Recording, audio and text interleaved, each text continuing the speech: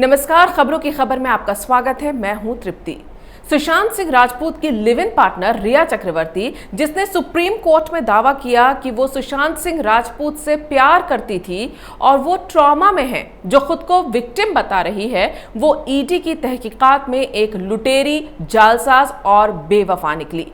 वो रिया जो सुशांत के प्यार के सबूत के तौर पर उनके कथित व्हाट्सएप चैट जारी कर रही थी, वो रिया जो मीडिया में उन पर उठ रहे सवालों को मीडिया ट्रायल बताकर उसे बंद करने की सुप्रीम कोर्ट से गुहार लगा रही थी, उसका सारा कच्चा चिट्ठा ईडी के सामने खुल चुका है।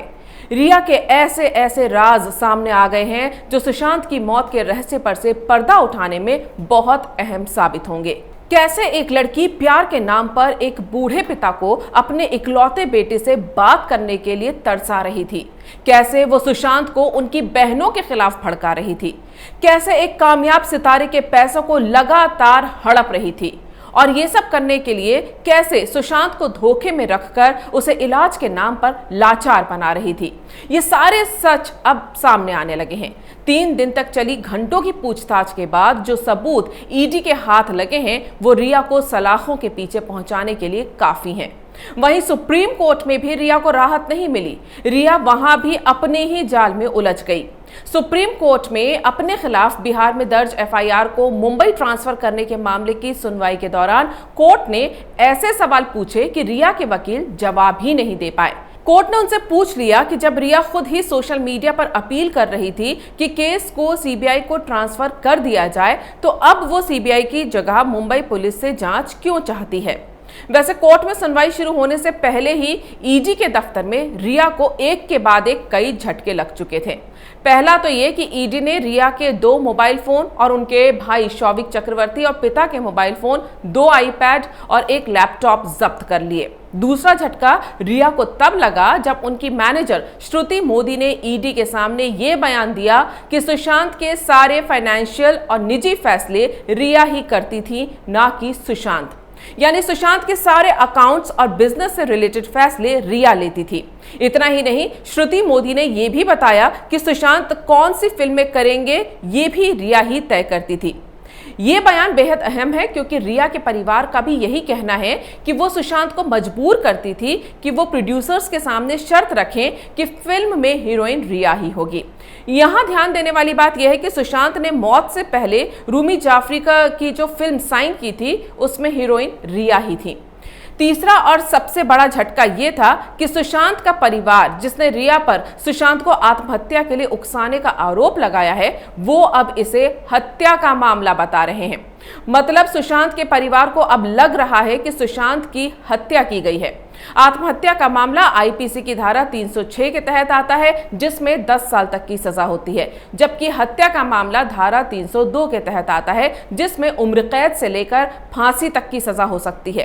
रिया की बहन मीतू सिंह और श्वेता कीर्ति सिंह भी आज ईडी के दफ्तर पहुंची। वहीं सुशांत के पिता ने वो व्हाट्सएप चैट भी जारी किए जिसमें श्रुति मोदी और रिया के सामने वो एक तरह से भीख मांग रहे थे कि बस एक बार उनकी बात बेटे से करवा दो। यानी एक पिता को अपने इकलौते बेटे से बात करने के लिए भी उसकी गर्लफ्रेंड के सामने गिड़गिड़ाना पड़ रहा था। सुशांत के पिता ने उस व्हाट्सएप चैट के स्क्रीनशॉट जारी किए हैं जिसमें 29 नवंबर 2019 को उन्होंने श्रुति मोदी को मैसेज किया था कि मैं जानता हूं कि सुशांत के सारे काम और उसे भी तुम देखती हो, वह अभी किस स्थिति में है, इसके लिए बात करना चाह रहे थे। सुशांत से बात हुई थी तो वो कह रहा था कि मैं बहुत परेशान हूं। अब तुम सोचो कि एक पिता को कितनी चिंता होगी उसके लिए, इसलिए तुमसे बात करना चाह रहा था। अब तुम बात नहीं कर रही हो तो मैं मुंबई जाना चाहता हूं, फ्लाइट का टिकट भेज दो। इसी दिन सुशांत के पिता ने रिया चक्रवर्ती को भी मैसेज किया था कि जब तुम जान गई कि मैं सुशांत का पापा हूं तो बात क्यों नहीं की, आखिर बात क्या है। फ्रेंड बनकर उसकी देखभाल और उसका इलाज करवा रही हो तो मेरा भी फर्ज बनता है कि सुशांत के बारे में सारी जानकारी मुझे भी रहे, इसलिए कॉल कर मुझे भी सारी जानकारी दो। इन मैसेजेस से साफ पता चलता है कि रिया सुशांत को उसके पिता से बात नहीं करने दे रही थी, जबकि सुशांत ने इससे पहले जब पिता से बात की थी तो उन्हें बता दिया था कि वो बहुत परेशान है। सुशांत के मोबाइल नंबर लगातार बदले जा रहे थे, इसलिए सुशांत के पिता उनसे डायरेक्ट कांटेक्ट नहीं कर पा रहे थे, क्योंकि उन्हें पता ही नहीं था कि उनके बेटे का नया नंबर क्या है। वो अपने बेटे से बात करने के लिए पूरी तरह से मैनेजर श्रुति मोदी और रिया पर निर्भर हो गए थे। खबर यह आ रही है कि श्रुति मोदी ने सुशांत के पिता के लिए टिकट भी बुक कर दिया था, लेकिन रिया ने साफ मना कर दिया कि वो मुंबई नहीं आ सकते।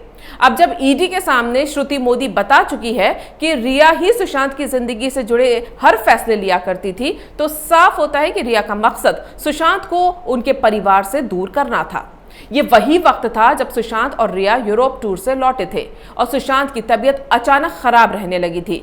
वो पूरे समय सोते रहते थे, उनकी सेहत गिरने लगी थी और रिया ना तो उन्हें किसी से मिलने देती थी और ना ही उनकी बीमारी और इलाज के बारे में किसी को कुछ बताती थी। इसी दौरान उसने सुशांत का सारा बिजनेस और स्टाफ का मैनेजमेंट अपने हाथ में ले लिया था। अब ईडी रिया से उन सारे सवालों के जवाब मांग रही है जो सुशांत के केस में उनको संदिग्ध बनाते हैं। 3 दिन की इस पूछताछ में ईडी सबसे पहले उसकी निजी जानकारी मांग रही थी, जैसे उसकी पर्सनल डिटेल्स, साथ ही उसकी आय कितनी है और आय के साधन क्या हैं, उसके पास कितनी प्रॉपर्टी है, उसकी कीमत क्या है, उसने कितना इन्वेस्टमेंट किया है और उसकी सारी डिटेल्स क्या हैं, जिसमें रिया की पिछले साल की आय 14 लाख रुपए के आसपास बताई गई, लेकिन उसके खर्चे करोड़ में थे। ये खर्चे कैसे पूरे होते थे, इसका वो ठीक से जवाब नहीं दे पाई। रिया और उसके परिवार के नाम पर 2 फ्लैट होने की जानकारी दी गई, लेकिन इसका पेमेंट कैसे हुआ ये साफ नहीं हुआ। रिया के सारे दस्तावेज मांगे गए, जिनकी पड़ताल ईडी कर रही है। फिर रिया से सुशांत सिंह राजपूत की कंपनी से जुड़े सवाल किए गए, जिसमें रिया और उसके भाई शोवित फंस गए। रिया और शोवित ही सुशांत की कंपनी के डायरेक्टर हैं और इस कंपनी का आईपी एड्रेस सुशांत की मौत के बाद 2 बार और साल भर में कुल 17 बार बदला गया। ऐसा क्यों और कैसे हुआ, रिया और उसका भाई इस सवाल के जवाब नहीं दे पाए। सुशांत के सीए से सुशांत के अकाउंट के 15 करोड़ रुपए की डिटेल्स मांगी गई। सुशांत के सीए के पास ईडी को संतुष्ट करने वाले कोई जवाब नहीं थे। सुशांत के सीए रितेश शाह को रिया ने ही हायर किया था, जो शुरू में दावा कर रहा था कि सुशांत के अकाउंट में 15 करोड़ रुपए कभी थे ही नहीं। सुशांत के फिक्स्ड डिपॉजिट में से भी करीब 2 करोड़ रुपए गायब हैं।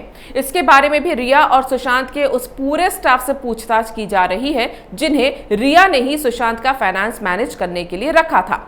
ईडी ने रिया से उसकी कॉल डिटेल्स के आधार पर भी पूछताछ की है। इसमें 8 जून को सुशांत का घर छोड़ने के बाद से 13 जून तक, यानी सुशांत की मौत से 1 दिन पहले तक, रिया ने 16 बार डायरेक्टर महेश भट्ट से बात की। ईडी पूछ रही है कि आखिर महेश भट्ट से वो क्या ज्ञान ले रही थी।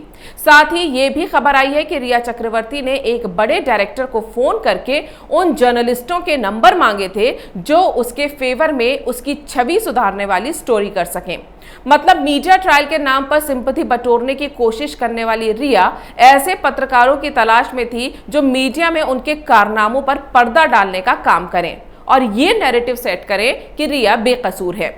ईडी ने रिया से सुशांत के साथ उनके रिलेशन और फैमिली को बिजनेस में शामिल करने के हालातों के बारे में भी सवाल दागे, जिस पर रिया का कहना है कि सुशांत को रिया की फैमिली पर ही भरोसा था और वो उन्हें बेहद पसंद करते थे, इसीलिए उनके परिवार के लोगों को सुशांत ने बिजनेस में शामिल किया।